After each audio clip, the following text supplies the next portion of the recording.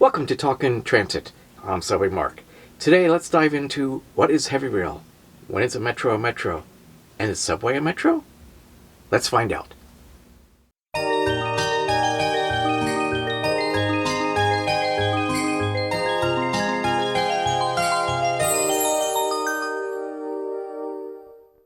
So I have taken tens of thousands of photos over the years, but I also like to organize them so I can find them later. So when I do transit photos, I usually use a 3-letter code for the city, followed by a 2 or 3-letter code to define what kind of transit mode it is. So today I'm going to talk about my classification for heavy rail, or what 2-letter code is HR. So what is heavy rail? Should I use, MT for metro? Well, not all metros are heavy rail systems. Should I use SB for like subway? Well, not all systems consider themselves subways, so heavy rail is probably a better term to use. But what makes a heavy rail system a heavy rail system? So I've created a criteria of 5 items to determine is it a heavy rail system. So number 1, is it an exclusive and segregated right-of-way? That is important. Otherwise it would be, a heavy rail system or a commuter rail system. Number 2, is it level boarding? There should be no steps to go up into a heavy rail system car. Number 3, is it primarily designed for intra-city travel? So this is an interesting aspect. Is it more for commuters to come into the city? Now there'll be some controversy in that, but I'll go into that later. Number 4, it should be electrically powered. Why? Just for sheer acceleration and deceleration is much better than a diesel-hauled service. And number 5, it should have frequent headways. So if it's every 30 minutes or an hour, that's not really a heavy rail system. That is some other mode of system. Okay, so now that we have criteria, let's apply it to probably the easiest one to look at. That's New York. So let's look at criteria 1. Is it fully grade separated right-of-way? 100%. It has a variety of right-of-ways, so New York subway, you think it's mostly in a subway. Well, it's really not, with the exception of Manhattan. Manhattan is all in subway with the exception of 2 portions of the number 1 line in Upper Manhattan. But in the Bronx, Queens, and Brooklyn, it has a variety of right-of-ways from subway to elevated to surface to open cut. So just because it says it's subway doesn't mean it's 100% subway, but it is fully grade separated, not one grade crossing. 2, is it level boarding? Yes, 100%. All the platforms come up right up to the train door levels. Doesn't mean that it's fully handicapped accessible, or in the US we call ADA accessible, because it's a legacy system. So not all the stations have elevators to get to the platforms, so it's not fully ADA. Number 3, is it primarily designed for intra-city travel? Yes, it is. Matter of fact, the system is 100% within the city of New York. It does not leave the city of New York, so that's easy. Number 4, is electrically powered? Yes. Third rail, 600 volts DC, so yes, electrically powered, easy. Number 5, frequent headways. So most of the system, I would say, has 10-minute base headways, and as little as 2 to 3 during peak periods.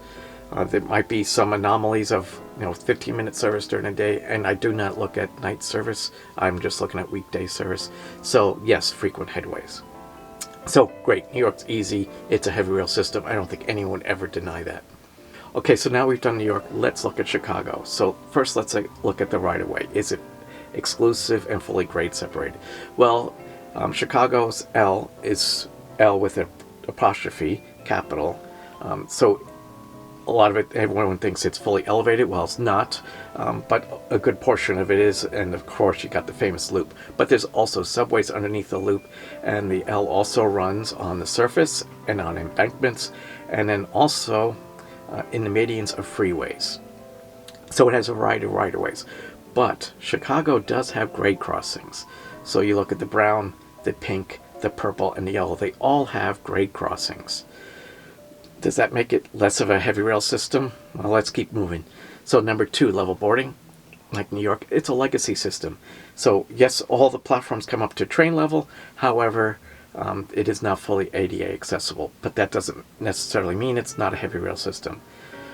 Number 3, is it primarily designed for intracity travel? I would say yes, although not the entire systems within the city limits of city of Chicago. However, it's all the greater urban area of Chicago that it serves. So, and primarily it's designed to move people within the city. Number 4, electrically powered. Yep, it's third rail, electrical powered. Slightly different than New York. It uses a sled type third rail as opposed to a third rail shoe covered like New York has. Frequent headways. I would say the base service is probably every 10 minutes on all the lines, maybe a little bit more, but during peak periods it's much less. So I give Chicago a yes for frequent headways. So how do I classify Chicago? Definitely a heavy rail system. Despite the grade crossings, I consider it a full-fledged heavy rail system. Okay, so let's test out my heavy rail criteria on 2 systems in San Francisco. So San Francisco has MUNI Metro, so that must be a metro, right? And then there's also the San Francisco BART system. So both of these are going to have tough on criteria to see what it really is. So let's take MUNI Metro first.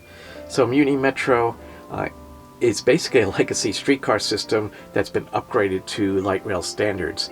But is it a metro?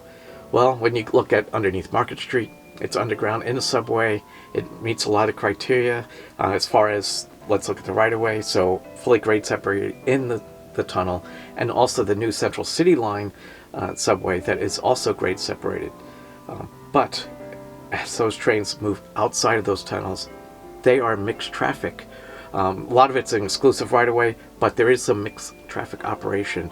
So therefore, it's automatically excluded by heavy rail because if it can be impeded by vehicle traffic, then it's not a heavy rail system. So that's strike 1. Level boarding, here goes strike 2 coming. So again, in the subway and on the T line, even on the surface, it has fully level boarding. However, there's good portions on the lines out to the west where there is no level boarding. You have to climb upstairs into the cars. So that's strike 2. So it is not a heavy rail system.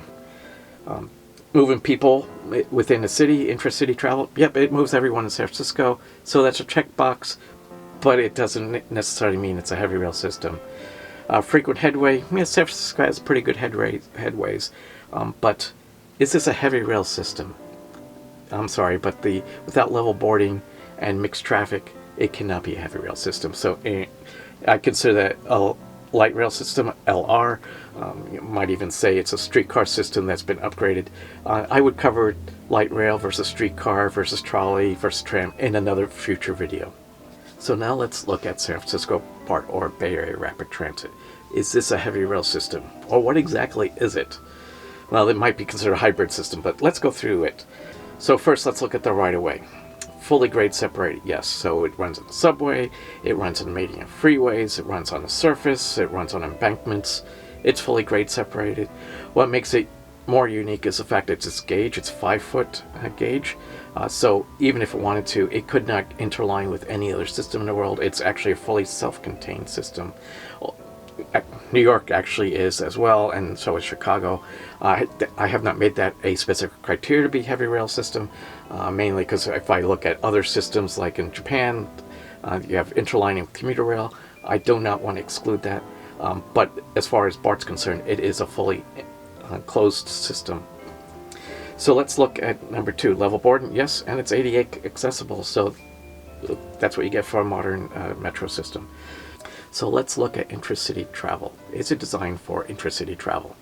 So within the city of San Francisco, most definitely. Within Oakland, you could say that. But it goes pretty far out in the suburbs. Matter of fact, parts of it follows the old Sacramento Northern Interurban out to Concord, and Walnut Creek. So does that make it not a metro system? Well, let's keep going. It also serves the suburbs of Pleasanton and Dublin, and also goes down to the South Bay. It's just barely touching the city of San Jose. It has a future extension that will go further into San Jose, but it's not quite there. And then it also goes to Millbrae and San Francisco International Airport. So is it really meant for intracity travel? Yes, and more. As far as uses electrically powered, it uses third rail, not a problem. and then frequent headways.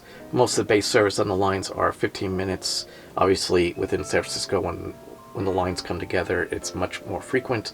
But I'd say the headways are pretty decent in San Francisco. So how do you classify BART? Now, some people might say it's more of a regional rail network or a hybrid system, but in my terminology, I have always classified it as HR for heavy rail. That could be disputed. So as you can see, the criteria is massaged to fit what I personally like. You may have a different idea. I would love to hear what your ideas are about heavy rail, but let's kind of continue on with maybe some other ideas. So one thing over the years is sometimes my criteria for things have changed. So I will start with the fact that when I went to Copenhagen, they have an automated metro system.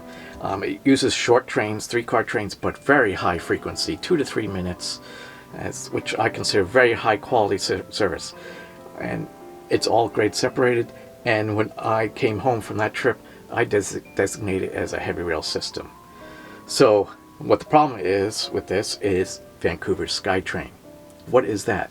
So when I first classified Vancouver SkyTrain, I called it an automated light rail system, or ALR.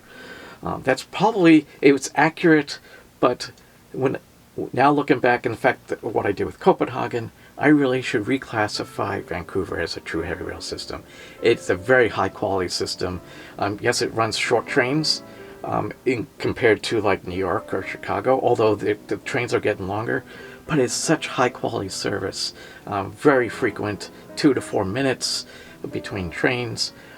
It's fully automated, and it's really designed for intracity travel, although it's spreading further out into the suburban areas, but it's still in the greater Vancouver urban area. So I really should think about this as a heavy rail system, and I'm probably going to reclassify that as I move forward.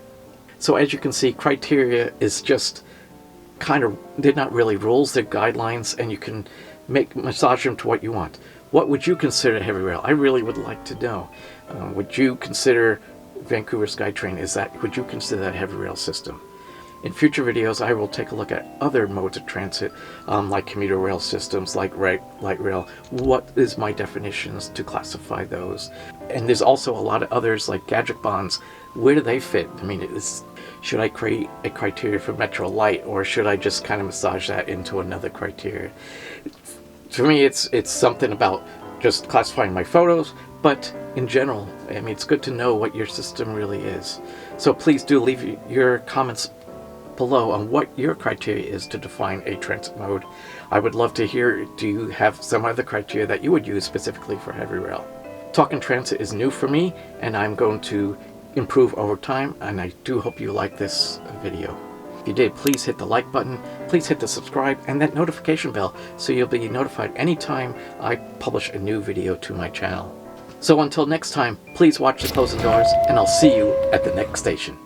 Bye now.